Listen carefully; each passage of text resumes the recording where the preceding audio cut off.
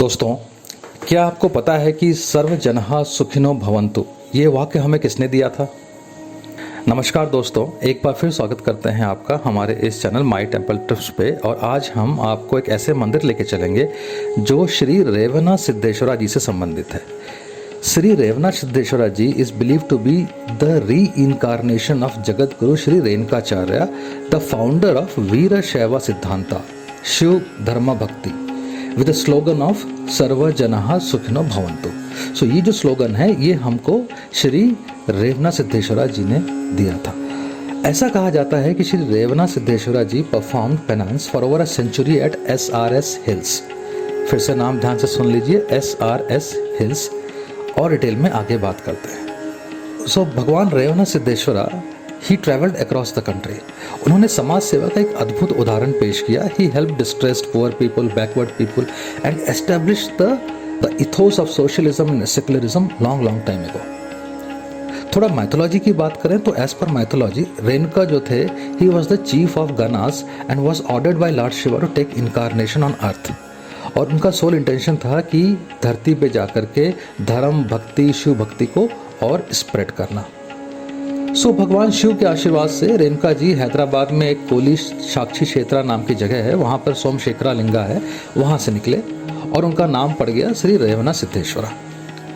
वो पूरे भारत में घूम के शिव भक्ति का प्रचार करने लगे और अपने इसी मिशन में वो एक बार अवेराहल्ली आए जो कि कर्नाटका में रामनगरा के पास है।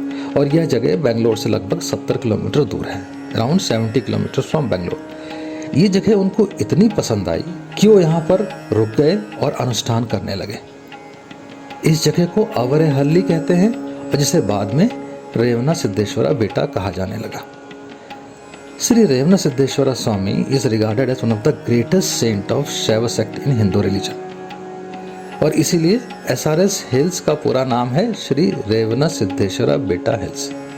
और इसीलिए जो मंदिर है यहाँ पर वो रिलीजियसली बहुत इंपॉर्टेंट है इस रीजन के लिए, पूरे एरिया के लिए, पूरे भारतवर्ष के लिए। And this cave temple is located on a massive monolithic hill which is surrounded by lot of hilly region, nature. It's a wonderful place and it is actually a well-known trekking destination around Bangalore.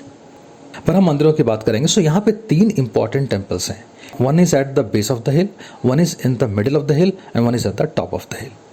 Devotees, they visit temple all the days, especially on Mondays, full moon days and new moon days are considered to be very auspicious for the worship and prayer.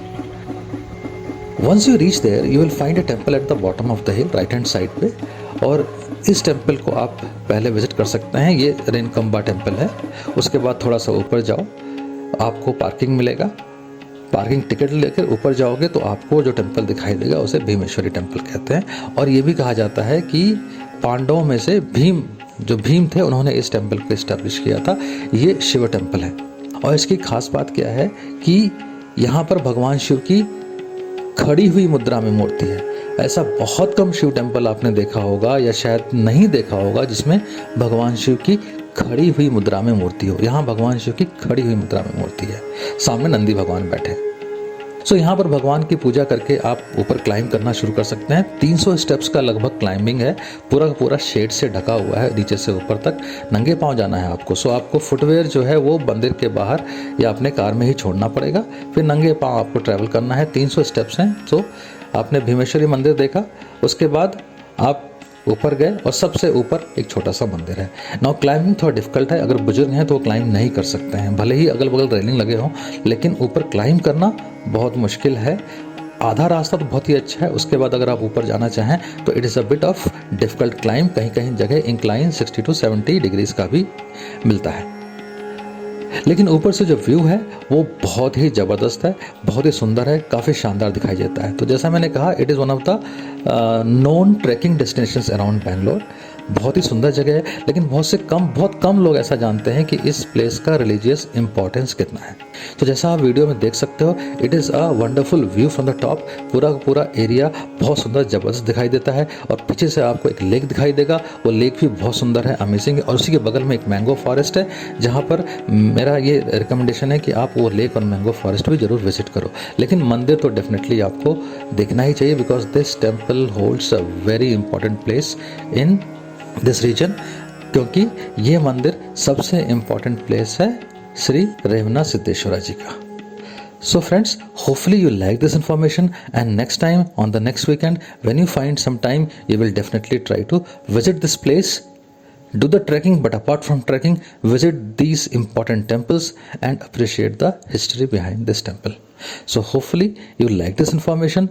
See you in the next video with another such wonderful information about our ancient temples and the history behind them. See you in the next video. Till then, Jai Mata Ki, Jai Bholenath.